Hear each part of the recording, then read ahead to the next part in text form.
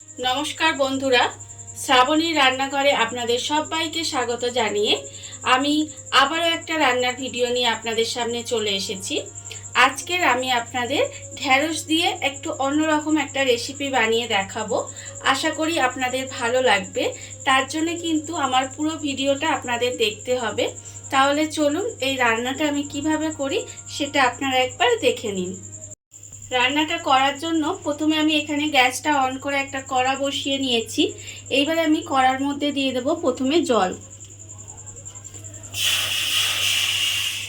कड़ार मध्य प्रथमे आमी बेश किछुटा जल दिए दिलाम।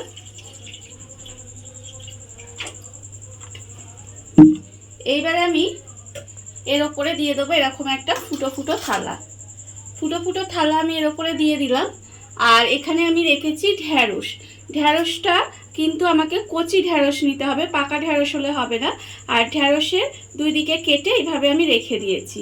এবার এর উপর থেকে ঢেঁড়সগুলো দিয়ে দেব, দিয়ে ঢাকা দিয়ে ঢেঁড়সটা একটু ভাপে সেদ্ধ করে নেব।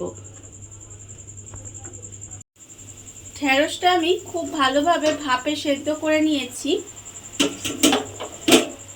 এবারে আমি ঢেঁড়সগুলোকে তুলে রেখে দেব। ঢেঁড়সগুলোকে তুলে আলাদা করে রেখে দিতে হবে। সেদ্ধ ঢেঁড়সগুলো আমি আলাদা করে সরিয়ে রেখে দিয়েছি। আর অন্যদিকে আবারও কিন্তু গ্যাসটা অন করে একটা কড়া বসিয়ে নিয়েছি। এবারে কড়ার মধ্যে দিয়ে দেব সরষের তেল। এই রান্নাটা কিন্তু সরষের তেলে করতে হবে। সরষের তেলে করলে কিন্তু তবে খেতে বেশি ভালো হবে। এবারে আমি অল্প একটু প্রায় 2 চামচের মতো সরষের তেলের মধ্যে দিয়ে দিলাম। এবারে তেলটাকে আমি একটু গরম হতে দেব। তেলটা আমার এখানে গরম হয়ে গেছে। এবারে আমি তেলের মধ্যে দিয়ে দেব পেঁয়াজ। এখানে আমি একটা বড় সাইজের পেঁয়াজ কুচিয়ে রেখেছি, সেই পেঁয়াজটা আমি তেলের মধ্যে দিয়ে দেব। পেঁয়াজটা আমি তেলের মধ্যে দিয়ে দিলাম, দিয়ে একটু নাড়াচাড়া করে ভেজে নেব। পেঁয়াজটা আমি এখানে হালকা করে একটু ভেজে নিয়েছি। এবারে আমি এর মধ্যে দিয়ে দেব বেশ কিছুটা রসুন। গোটা রসুন আমি এর মধ্যে দিয়ে দিলাম। এই ধরুন 8 থেকে 10 কোয়া রসুন এর মধ্যে আমি দিয়ে দিয়েছি। দিয়ে একটু নাড়াচাড়া করে নেব। এইবারে আমি এর মধ্যে দিয়ে দেব একটা ছোট টমেটো। একটা ছোট টমেটো দিয়ে আবারও কিন্তু একটু নেড়ে চেড়ে ভেজে নিতে হবে। পেঁয়াজ রসুন আর টমেটো দিয়ে আমি এই মিনিট 2 মতো একটু নাড়াচাড়া করে ভেজে নিয়েছি। এইবার আমি এর মধ্যে দিয়ে দেব যে ঢেঁড়সগুলো আমি এখানে ভাপিয়ে রেখেছিলাম, সেই ঢেঁড়সগুলো আমি এর মধ্যে দিয়ে দিলাম। দিয়ে ঢেঁড়সগুলোও কিন্তু একটু নাড়াচাড়া করে ভাজা ভাজা মতো করে নিতে হবে। ঢেঁড়সটা দিয়েও আমি একটু সময় একটু ভাজা ভাজা মতো করে নিয়েছি। এইবারে আমি গ্যাসটা অফ করে দেব। অফ করে দিয়ে এটাকে নামিয়ে একটু ঠান্ডা করে নেব। ঢেঁড়সটা আমি এখানে একটু ঠান্ডা করে নিয়েছি। এবারে একটা এরকম মিক্সিং জার নিতে হবে। এবারে মিক্সিং জারের মধ্যে এই ঢেঁড়সগুলো দিয়ে দেব। সমস্ত কিছু যা আছে সব কিছু এর মধ্যে দিয়ে দেব। দিয়ে একটা পেস্ট কিন্তু বানিয়ে নিতে হবে।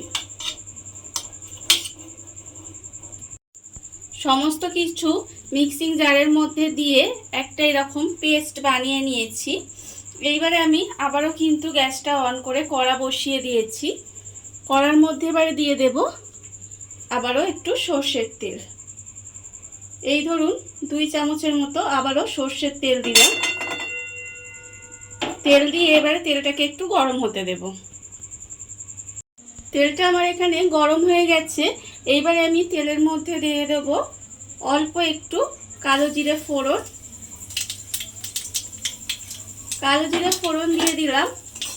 এবারে এটাকে একটু নেড়ে চেড়ে নেব।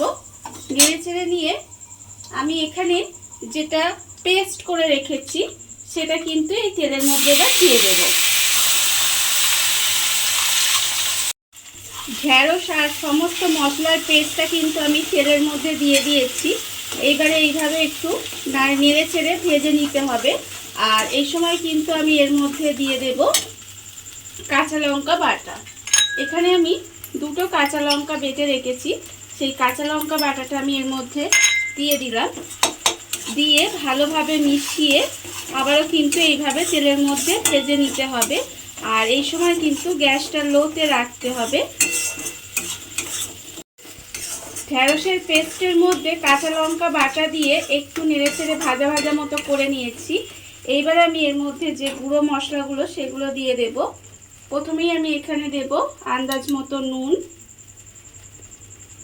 আর আমি এর মধ্যে দেব 1/4 চামচ মতো হলুদ গুঁড়ো, আর দেব 1/4 চামচ মতো লঙ্কার গুঁড়ো। লঙ্কাটা আপনারা কতটা খাবেন সেটা বুঝে দেবেন, কারণ কাঁচা লঙ্কা বাটা যেহেতু দেওয়া আছে সেটা বুঝে এটা দিতে হবে। দিয়ে আবারও কিন্তু খুব ভালোভাবে এইভাবে গ্যাসটা লোতে দিয়ে ভালোভাবে ভেজে নিতে হবে। সমস্ত গুঁড়ো মশলাগুলো দিয়ে আমি কিন্তু মিনিট 5 মতো এইভাবে ভাজা ভাজা করে নিয়েছি। দেখুন রান্নাটা কিন্তু আমার প্রায় হয়েই এসেছে। আর এটা যে অনেকেই দেখবেন ঢেঁড়স খেতে ভালোবাসে না, তাদের যদি এইভাবে রান্না করে দেন তাহলে কিন্তু তারা ভালোবেসে খেয়ে নেবে।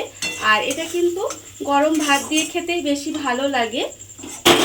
আপনারা বাড়িতে বানিয়ে দেখতে পারেন, ভীষণ ভালো খেতে হয়।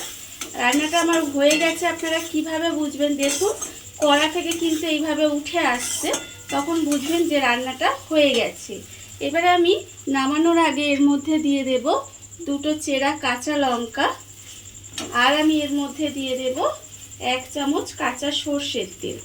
কাঁচা সর্ষের তেল দিলে একটু ভালো লাগবে, তাই আমি 1 চামচ মতো কাঁচা সর্ষের তেল দিয়ে দিলাম।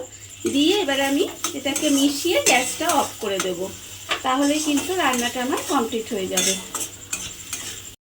দেখুন বন্ধুরা, বাড়িতে থাকা সামান্য কিছু উপকরণ দিয়ে কত সুন্দর একটা ঢেঁড়সের রেসিপি তৈরি হয়ে গেছে, আপনারা দেখতেই পেলেন।